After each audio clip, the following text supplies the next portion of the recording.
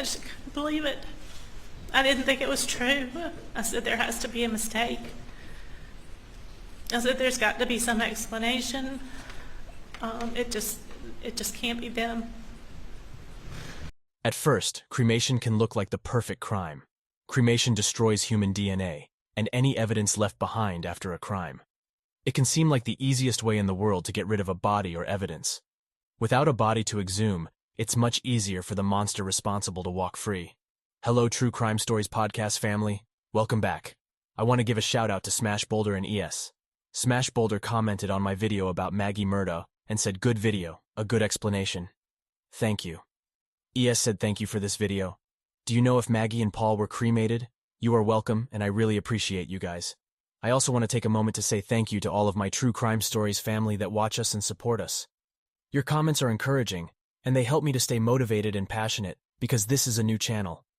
Building a new channel has its benefits, but it can also be discouraging at times. According to theislandpacket.com, Maggie and Paul were cremated. I will leave the link to the article in the description. Some people will ask, why did Alex do this? Was he trying to hide something? Alex's behavior was bizarre after Maggie and Paul's death.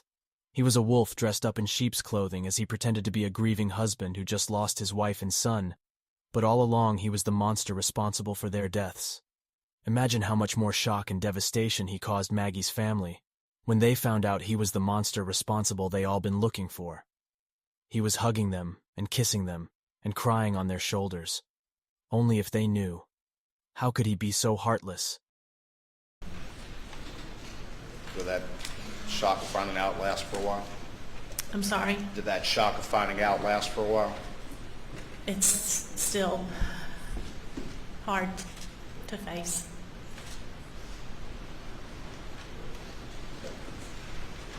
When you got to Moselle, did you see Alec, the defendant? I did.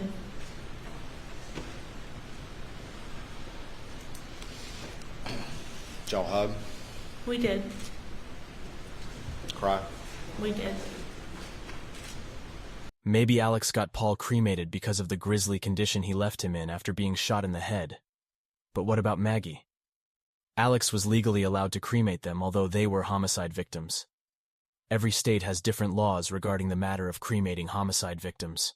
It's a good thing the prosecutor had enough evidence to convict Alex without needing to exhume Maggie and Paul, because it would have led to a dead end.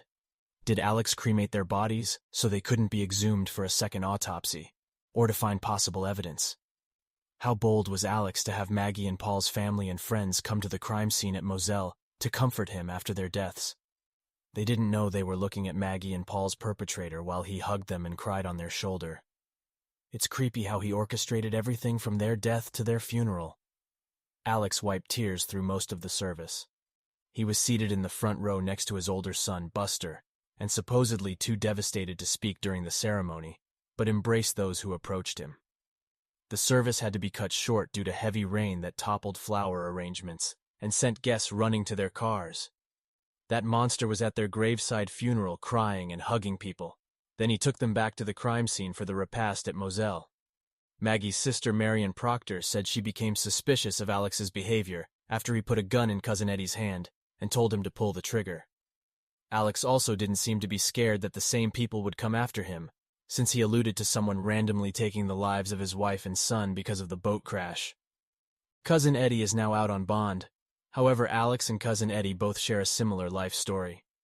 They both were getting high on pills together, and Alex was possibly buying pills for him. Cousin Eddie was Alex's go-to person for drugs and guns. Cousin Eddie was a good person until he got hurt on his job and started taking pain pills for pain.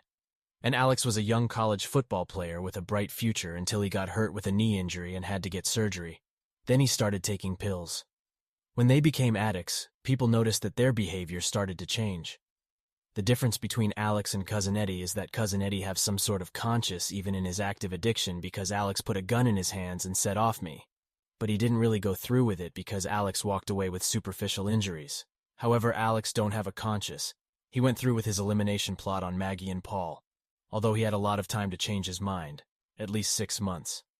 Alex didn't care about leaving money for Buster because he is a narcissist who was looking for a way to escape the punishment for his crimes.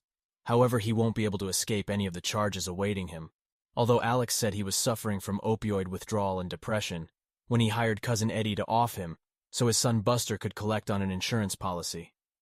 Alex's lawyers blamed the shooting incident on September 4th on people feeding his addiction to opioids. These individuals took advantage of his addiction and his ability to pay substantial funds for illegal drugs, the family lawyers said in a statement to NBC News. One of those individuals took advantage of his mental illness and agreed to take Alex's life by shooting him in the head. Lisa Smith of Walterboro, who used to be married to cousin Eddie's brother, Bill Ray, said cousin Eddie was a hard-working logger and good guy until he was injured on the job and developed a painkiller addiction. Then he started changing, Lisa said. We also thought it was really strange when Eddie showed up at a relative's funeral some years ago with Alex Murdaugh. We were like, what's that about? What are these two doing together? Now we know. But Lisa said she knew something was going on with Smith when he began coming to the bank where she worked in Walterboro to cash big checks that he never deposited into his account. I couldn't cash them because I was kin, she said. But I asked him, what are you doing? Where is this money coming from? And he never answered. I think Murdaugh took advantage of the fact that Smith got hurt and couldn't work and got him involved in all this. She, like a number of other residents of Colleton and Hampton counties interviewed by the Post, wonder if Murdaugh's alleged drug running could involve smuggling by sea as well. According to the Times and Democrat South Carolina law does not require a family to go through a funeral home or to have a funeral director, according to the State Code of Regulations 61, 19 Section 18. If an individual acts as a funeral director, they must complete and file a death certificate within 5 days of the death with the registrar of the county in which the death occurred. Proof of death must be obtained from a doctor or county coroner. Don't forget to like and subscribe. To transport a body, it is necessary to obtain a Burial Removal Transit (BRT) permit, which, according to Section 23 of the regulations, shall be issued by a sub-registrar or the coroner in the county in which death occurred. Once arrangements have been made with either the cemetery or the crematory, the body can be placed into a suitable container and loaded into an SUV, van, or truck. Most crematories require that the body arrive in a casket or alternative container so that their staff need not handle the body directly.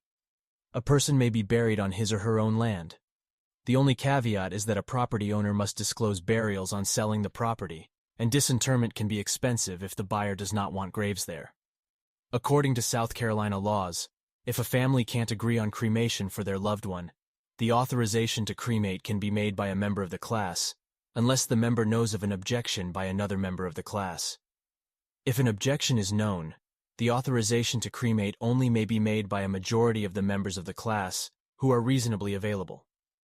If there is a dispute among priority concerning cremation, the matter must be resolved by order of the probate court.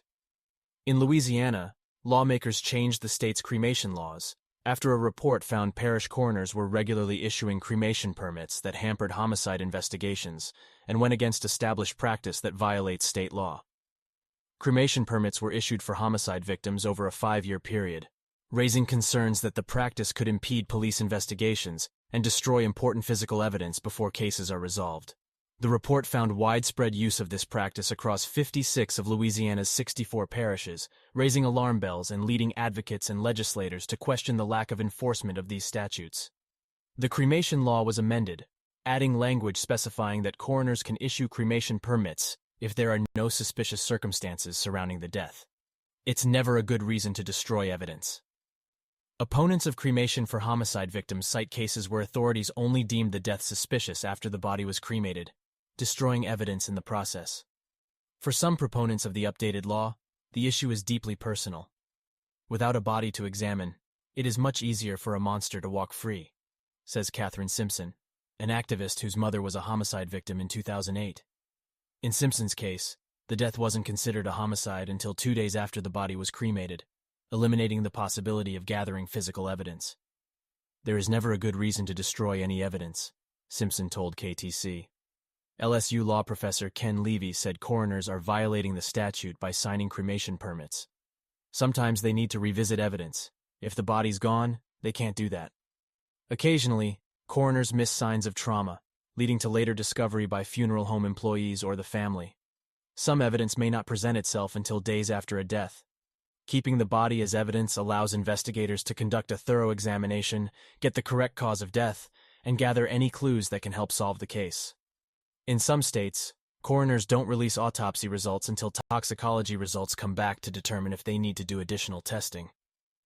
Homicide victims' families sometimes have to wait months before they can bury or cremate their loved one, resulting in a painful waiting period.